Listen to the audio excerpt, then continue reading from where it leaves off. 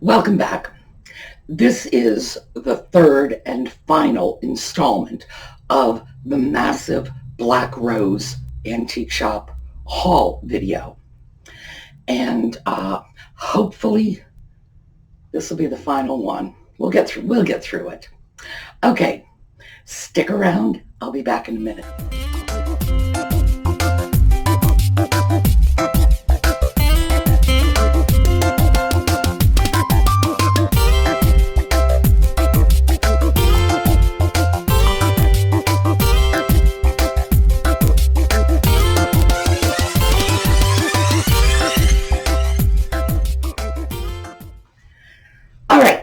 So I'm here with stuff. The photobomb kitty is right over there, lying on his back with his little paws out because there's a ray of sunshine that's spreading down onto his belly. He's very happy. And you're going to be hearing the bells. So just fair warning, that's what it's all about. He is lounging in the sunshine. All right, this last part of the haul video is mostly salt and pepper shakers. I took them in terms of what was in the boxes, and this is the third box. All right, we got company coming. Apparently you heard me talking about a haul video, and all right, are you coming up or not? Are you coming or not? Okay, you stay there, it's all right. So, okay, no, we are coming. All right, yeah, okay. Go ahead, say hi. I know. He needs his 15 minutes of fame, and he wants you to see what a good kitty looks like, don't you? So I want them to see what a good kitty looks like. All right. There. Looks like that satisfied him. So, salt and pepper shakers, and we'll start with those. These are basically geisha ware. A couple that they're not marked, but they're obviously geisha ware, so they're obviously Japanese. I have some other pieces of geisha ware in this lot here, and I am going to show you because I do in fact have one fine piece of geisha ware. And in general, you know, I think geisha ware is very poor quality, not well painted. It was designed to hit the market inexpensively, capturing a very iconic Japanese image for a Western market. So it was meant to be down and dirty, fast and cheap, hit the market, sell for a few pennies, and everybody was happy. But there are some nicer pieces, and I have one. Interestingly enough, I didn't know I had it till I got the lot home. So, salt and pepper shaker. These also unmarked. However, they are probably Japanese pieces. And I base that on the twist in the design. You can see these little twisted lines, a little spiral design. And that was common to the Japanese salt shakers of this time. So these just have some pretty hand-painted roses on them. These, however, are marked, and they're not Japanese, Austrian. Now, as I mentioned in the previous videos, the average price for all of these pieces was $2.26, but these antique malls give you receipts that make it very, very hard to associate a certain price with a certain item. It's just, you know, you're just kind of guessing. Because the dealers put whatever they want. So someone will put rose salt shaker on this, someone will put rose salt shaker on this, and how do you tell from the receipt? So we have 3 of those. Let me show you these. These are Japanese, very small, gilded, but I want to show you the top. Now, you see the tops, this top looks as if it's in perfect condition, never been touched. This one, however, looks like the gilding is very worn. That's not what's happened. What they do is they will leave the pepper alone and wipe the gilding off, not all of it, but usually some of it off the salt. so you can tell them apart. And let me show you. These are the Geisha ware shakers. And if you'll notice, this one has some of the gilding worn off. This does not. And let's find here. This is another set of shakers. Beautiful Art Deco lusterware shakers, just gorgeous. Perfect gilding on this one. Gilding appears to be rubbed off. However, in particular on these, we know it wasn't rubbed off because nobody grabs a salt shaker like this. It'll slip right out of your hands. When you grab the salt shaker, you grab it lower, especially since there's a nice little ridge there you can grab onto, and you're certainly not grabbing it on the top. So they wipe a little off. This will be the salt. This will be the pepper. And I have a few lusterware sets from this portion of the haul. Most of these were not lusterware. Most of the lusterware was in the first two boxes. So it's going to Japanese birds. Now, I like to get things like birds because they tend to sell very well. And if you look at these guys, you can see, especially right in here, the paint colors are a little different. So that's probably intended to be how you tell the salt from the pepper. And after a while, when you look at these, you start to realize that they did have little indicators like this. One set of salt and pepper shakers I got recently, someone had just taken a pen and put a P on the bottom of one of the corks. And I guess if you've got identical shakers, that's how you do it. These also are not marked. And again, this is a style that is both common to Europe and common to Japan. In this case, I am betting these are Japanese rather than European, mostly from the iron oxide paint. That was a paint they were using in Asia, and it was not a paint they were using very much in Europe. Not that it was never used in Europe, but not to the extent that they used it in Asia.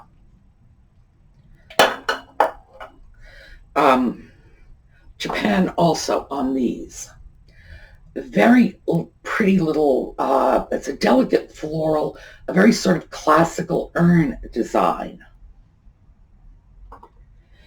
And here, chicken and rooster. We got the chicken, we've got the rooster. Again, Japanese pieces. And like I say, birds sell, so when I find them, I pick them up. But when I find them for an average price of $2.26, of course I'm going to pick them up because I can put almost any price on it and they're going to sell, and I'm going to at least break even. Now here we have what I believe to be a little Dutch boy and a little Dutch girl. And these do not appear to be hand painted. They appear to be decals. Now, of course, we are in South Central Pennsylvania, in Pennsylvania Dutch country. So it's not surprising to find pieces like these. Oh, by the way, these are Japan. I had said they weren't marked, but they've got little stickers on them. So we find these around here. And ordinarily, when I find something that is particularly associated with Pennsylvania Dutch country, I'll try to pick it up. It's collectible, and people in a lot of other parts of the country just can't come by it because, frankly, they're not here. Here's another little interesting one. A couple of cute little Dutch girls. No, these are not marked. They are just very pretty little Dutch girls. And I will take a closer look at them later and see if I can get some indication of where I think they were made. But they are just pretty little pieces. And figural salt and pepper shakers tend to do pretty well. Birds. Now this is weird. These are duck clowns. There's ducks and they're clowns, and they've got little ruffles on them, and these are Japanese pieces, and I just got them because they were weird and funny. And I'm sure they will find a home. I'm sure somebody else is going to look at them and say, those are weird, funny little ducks.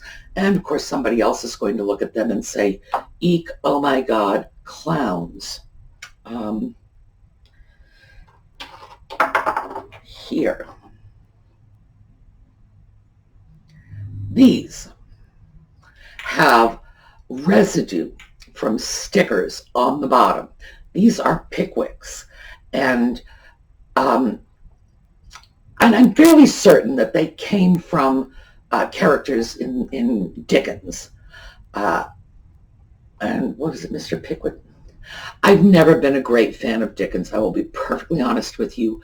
Dickens never grabbed me. I found him long-winded and tedious, and if I'm going to read something from the 19th century, it's going to be Austen.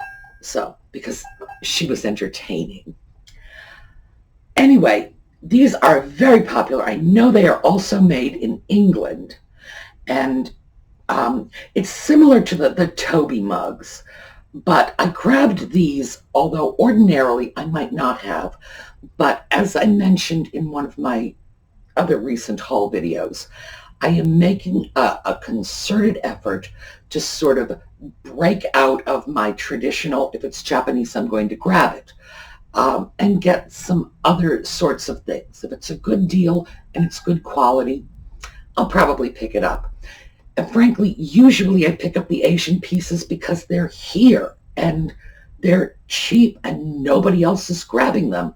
And it's like, oh, well, fine, I'll take them if you're going to leave them all for me. But by the same token, I want a little more variety in my Etsy shop. So, in the name of variety. However, whenever I find little sets like this, and let's see if we got, yes, there we go, here, front side out. Whenever I find little sets with the caddies, I do try to get them. They are always very popular. And this is blue lusterware with, I am not sure what that is. It looks like it might be early spring pussy willows, but I don't know. Anyway, very pretty. They always sell quickly and easily. So I grab them when I can.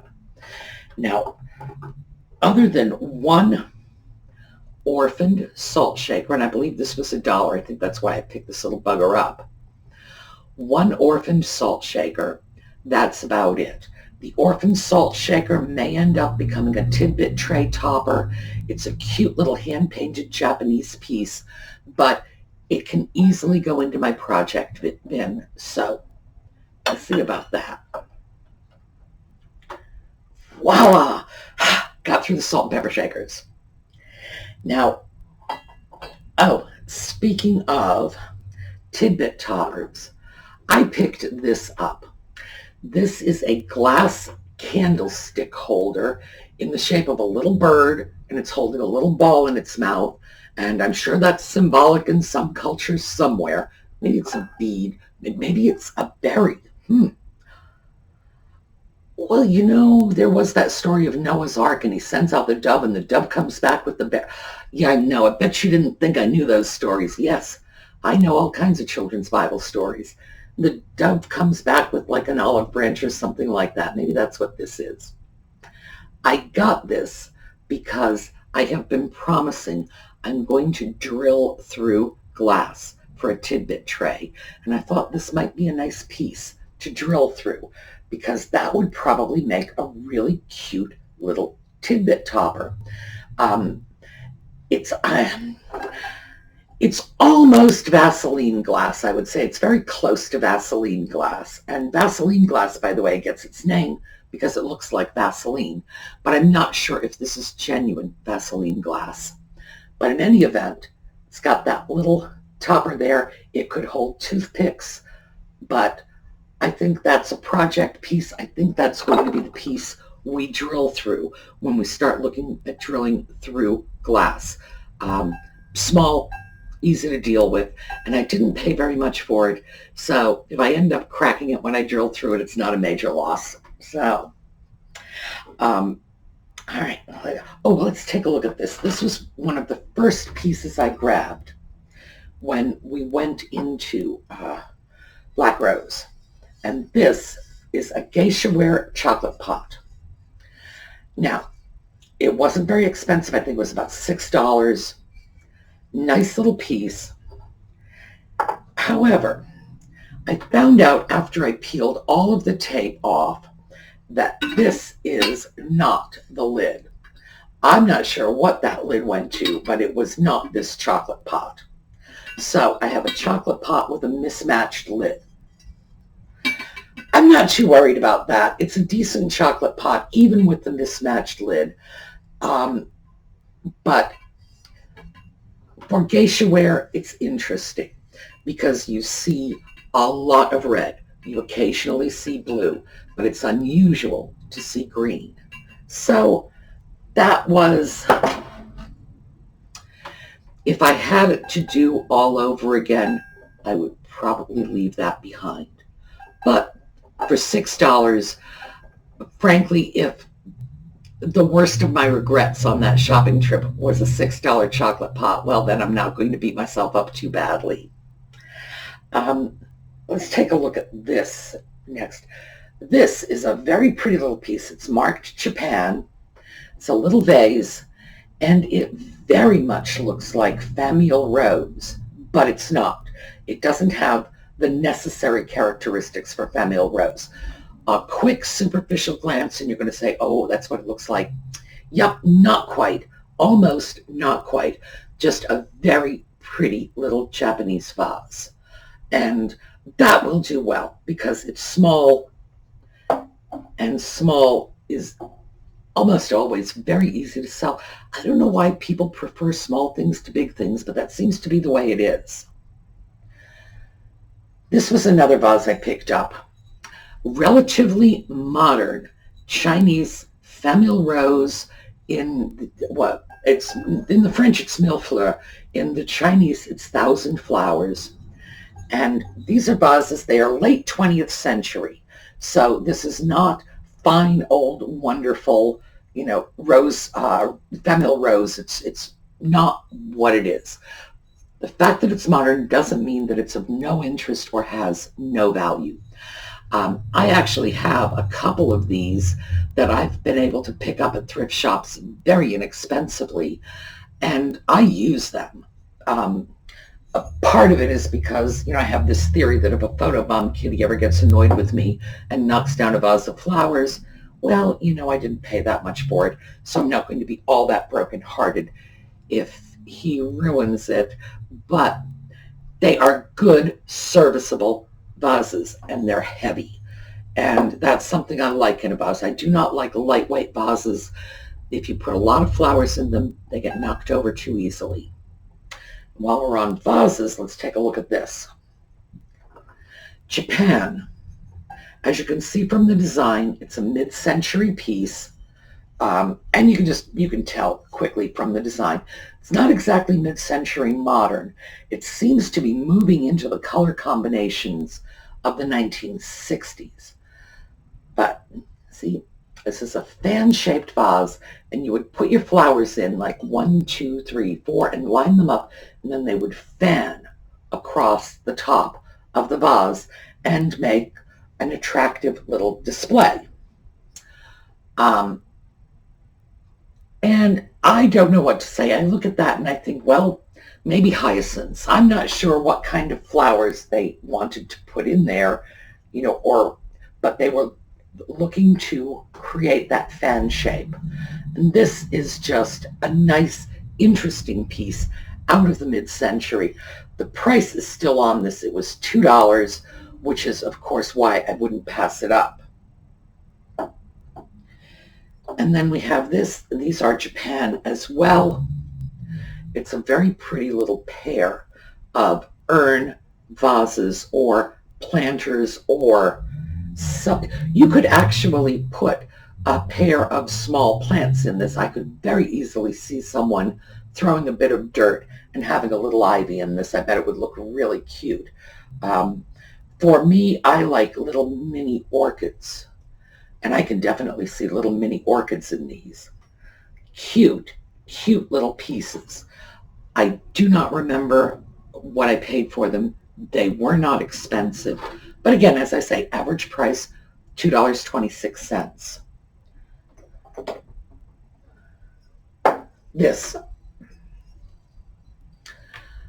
is a little wall hanging figurine. There's a hole in the back.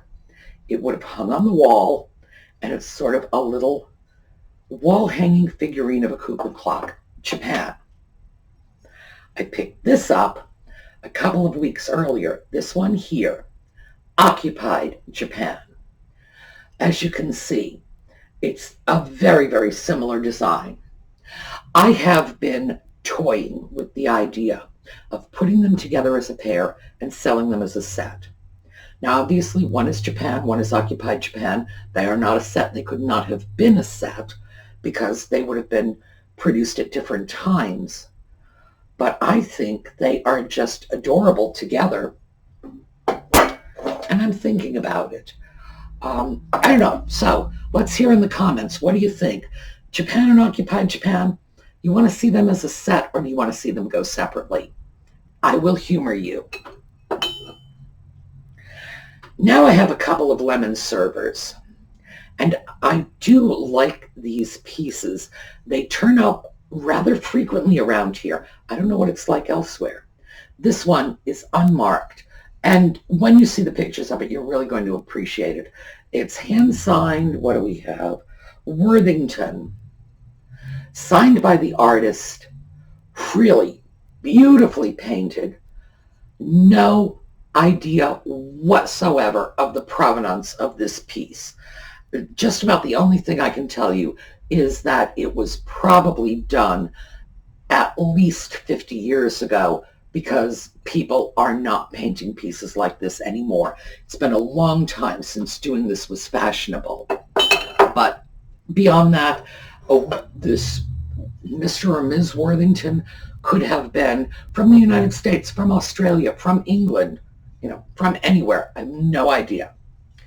And this is this Austrian? Yes. This is a hand-painted Austrian lemon server. Again, beautifully painted. These are nice little pieces. And we're practically tripping over them around here. But I know you don't see very many of them in other parts of the country. This. A beautiful Noritake cake plate. I was really struck by the design on this. I love this. We've got greens here. It is wonderful green in the border. Very nice. And we've got, remember that cream-colored band that I always talk about seeing in Asian pieces? Well, in this case, the whole thing is cream-colored, and these insert like little panels are white. I don't know what it was about the Japanese. They sure did love their cream. So that is a wonderful piece, really beautiful. Now let's grab you guys. All right, this is Blue Willow China. And it's often called willow ware. Sometimes you'll hear it called canton ware. Usually it has like a willow tree pattern. That's where it gets its name from. Occupied Japan. We have 5 of these little saucers.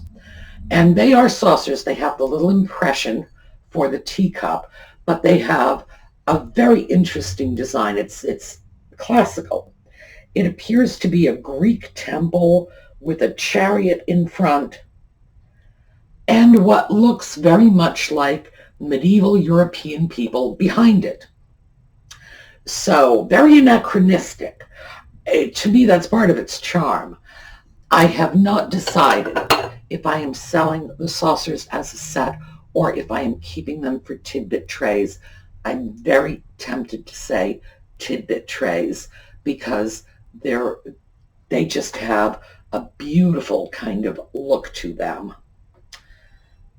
All right, and this is just a lovely little Japanese lusterware bowl. We got the blue and the peach, and then the sort of hand-drawn Japanese flowers that, in this case, they're very wispy little things. Very nice.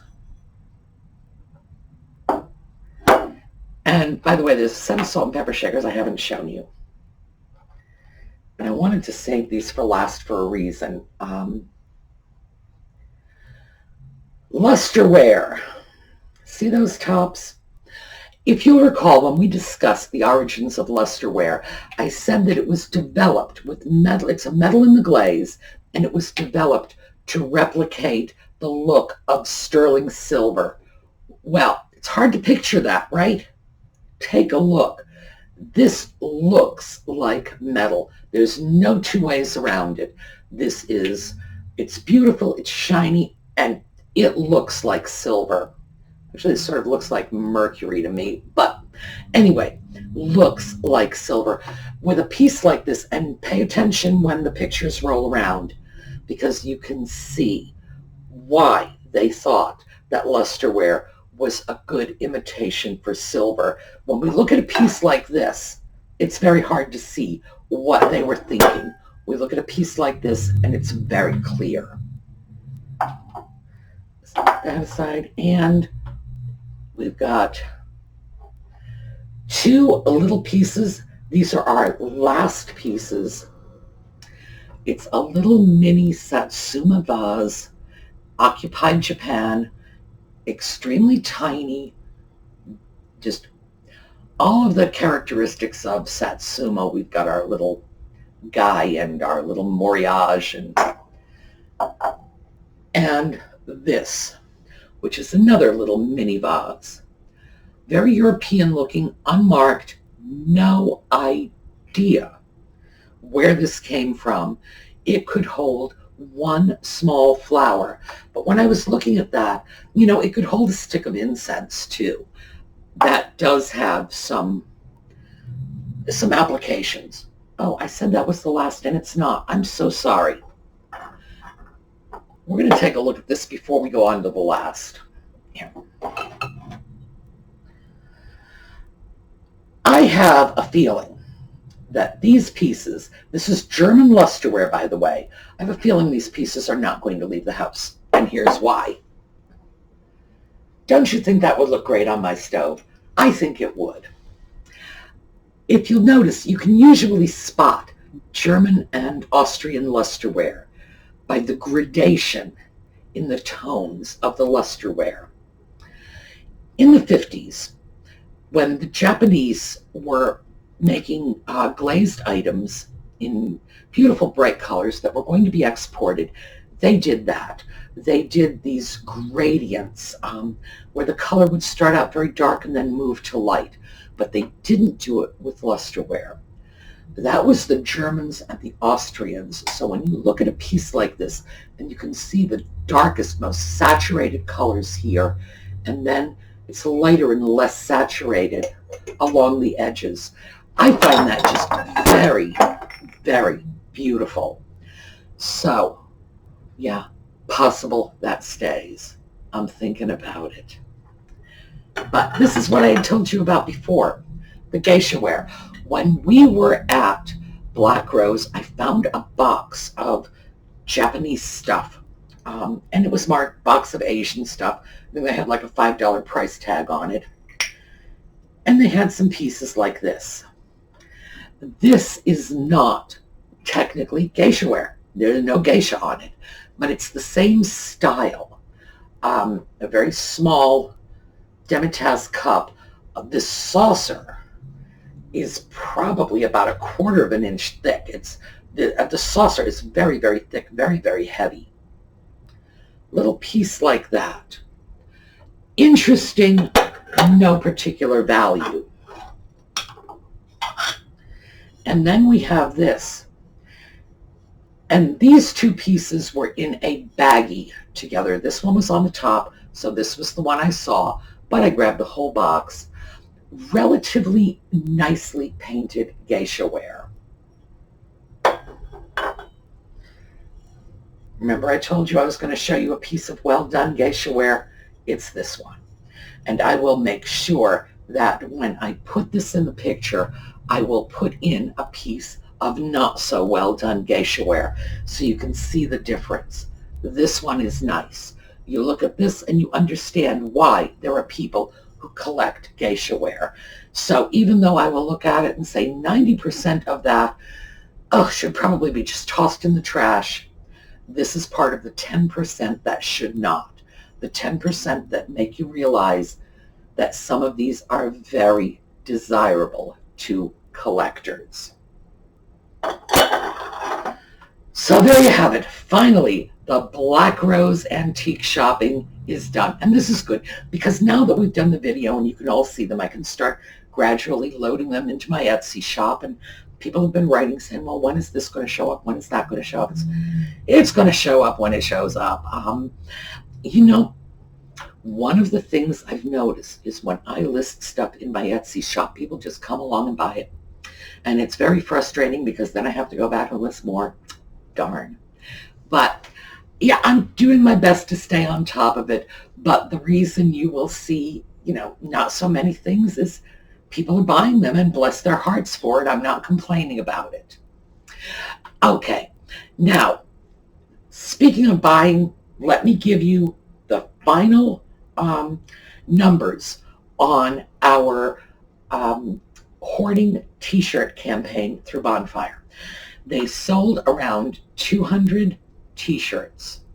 The total amount that I made as of the conclusion of the campaign, we're going to put an asterisk on that and go back to that in a moment, was $1,491 and change, so almost $1,500. And thank you all very much. Straight into the Schoolhouse Roof Fund, that's where that's going. $100 of that, by the way, was a bonus that Bonfire gave me because Jocelyn recommended me, and they gave her a $100 bonus too because you refer a friend and both you and your friend get $100. So, geez, you know, if you want to do a Bonfire campaign, find somebody who's already done it and make them refer you, and then you both get $200 and it works well. But $1,500, that was very, very nice, especially since I didn't have to price the t-shirts, you know, outside of the realm of reasonable. And I actually went to a lot of YouTube channels and took a look at what they charge for their t-shirts and made darn good and sure that my price was well below that, what I would consider reasonable for a t-shirt. They are still offering them, and I'm not quite sure why, because the campaign ended on the 10th. But I just got an email from Bonfire saying they're going to continue selling them until the 30th. And my first thought was, gee, did I misunderstand? But then my second, more rational thought was, these people want to sell t-shirts, and as long as people are continuing to buy them, they're going to continue to sell them. So they're going to be selling them through the end of the month. But yeah, I get it. You know, that's what they do. They sell t-shirts. If they can sell more t-shirts, they're happy to. So that's how that one goes. Giveaways. We have 2 unclaimed giveaways. Melissa Long, we have a beautiful bracelet from Karen that is waiting for you. Lori C, we have the Dinky Love soap and the English soap dish that's waiting for you. And remember, we go through this, your name gets announced, you have 2 weeks, and we're right in the middle of that. We're at the first week. We go to the second week, we're going to pick another winner. I'm sorry to do it, but we have to put a cap on how long we can wait because the giveaways are actually backlogged. I've got a lot of other really, really interesting giveaways that I am just sort of so anxious to put out there for you folks. So, and if you enter the giveaway, please try to check back in to make sure you know who won, because I don't understand, you know, entering a giveaway and not checking back to see if you won. All you have to do is pull up the video notes and it'll be right there. So let's hear from Melissa, let's hear from Lori so that we can move on with the next batch of giveaways. All right. No clue what we've got coming up for tomorrow. No clue. But it will be something, I promise. So have a great evening, everyone. I'm sorry this got a little longer than usual. Not too much. I will see you tomorrow.